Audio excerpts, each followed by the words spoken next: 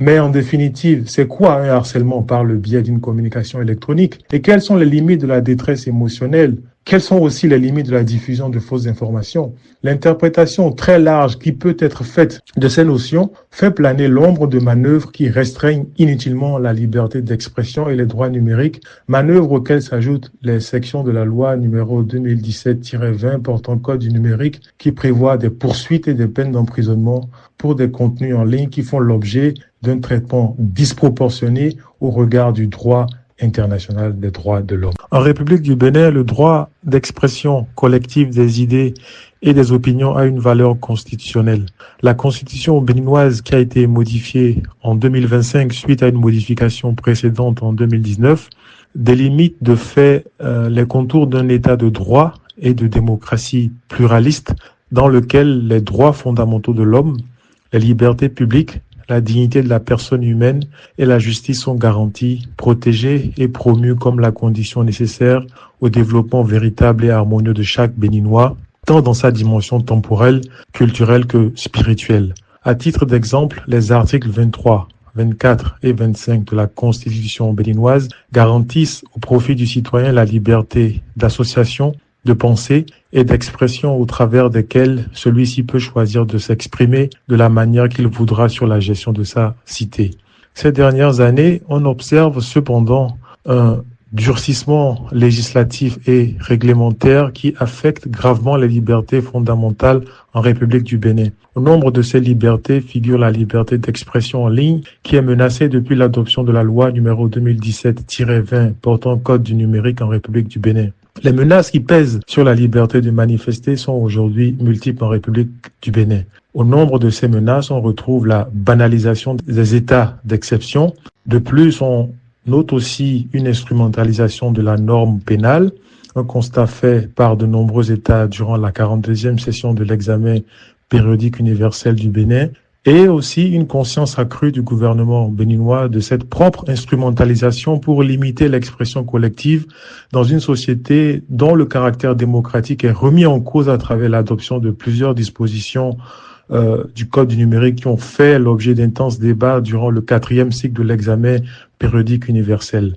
Parmi les recommandations acceptées par le gouvernement béninois à l'issue du 4e cycle de l'examen périodique universel, on retrouve par exemple une recommandation formulée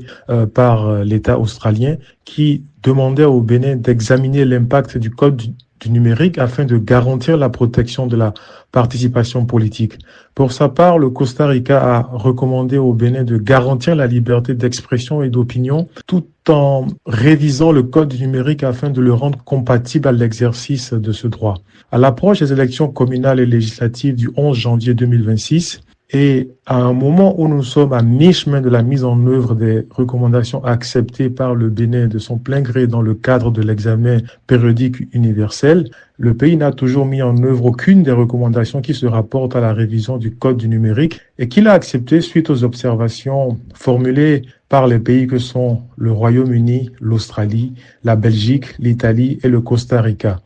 Depuis l'adoption du Code du numérique, les droits humains sont fragilisés par ailleurs par une réglementation et des normes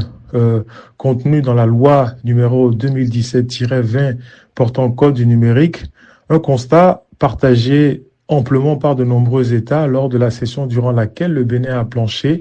en présentant son bilan comptant pour le 4e cycle de l'examen périodique universel. Pour les nombreux pays avec lesquels nous avons travaillé, donc notre organisation Internet sans frontières a travaillé en amont de la tenue de l'examen périodique universel. En fait,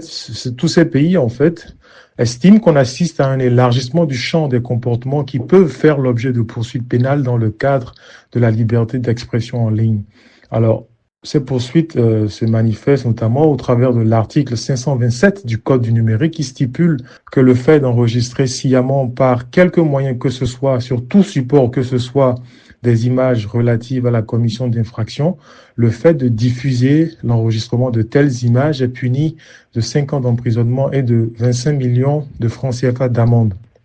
Toutefois, cette disposition viole manifestement l'article 19 de la Déclaration universelle des droits de l'homme et l'article 19 du Pacte international relatif aux droits civils et politiques. Pire, en légiférant de la sorte, le législateur béninois porte une entorse au droit à la liberté d'information, mais aussi aux actions des lanceurs d'alerte et aux citoyens épris tout simplement de paix, de justice et de liberté.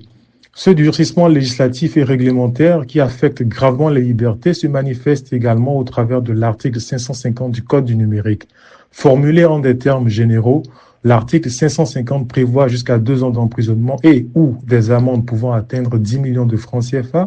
pour divers crimes, y compris le harcèlement par des moyens électroniques, mais comprend aussi la diffusion de fausses informations sur une personne. Alors, selon cet article, toute personne qui, par exemple, initie une communication électronique qui contraint, intimide, harcèle ou provoque une détresse émotionnelle, ou initie ou relaie une fausse information contre une personne par le biais des réseaux sociaux peut être inculpée. Mais en définitive, c'est quoi un harcèlement par le biais d'une communication électronique? Et quelles sont les limites de la détresse émotionnelle? Quelles sont aussi les limites de la diffusion de fausses informations? L'interprétation très large qui peut être faite de ces notions fait planer l'ombre de manœuvres qui restreignent inutilement la liberté d'expression et les droits numériques, manœuvres auxquelles s'ajoutent les sections de la loi numéro 2017-20 portant code du numérique qui prévoit des poursuites et des peines d'emprisonnement pour des contenus en ligne qui font l'objet d'un traitement disproportionné au regard du droit international des droits de l'homme.